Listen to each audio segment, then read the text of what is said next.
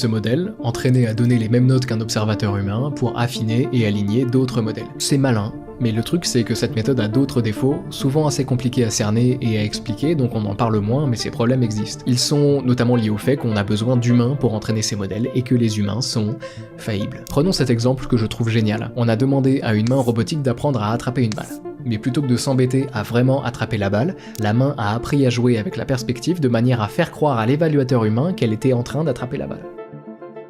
On se penche en ce moment sur des méthodes pour régler le problème, mais on en est visiblement encore au point où on croise les doigts en espérant que ce soit pas trop grave. On sait même pas si c'est possible de régler ce problème en vérité. Enfin bon, tout ça pour que vous compreniez que cette histoire est complexe et dangereuse. Et j'en vois venir certains d'entre vous qui pourraient se dire que là on parle d'optimiseurs dans des simulations avec des IA peu développées, pas assez complexes. Avec une IA suffisamment puissante, ces problèmes d'alignement n'existeront plus. Non ? Non. En fait, ce serait pire.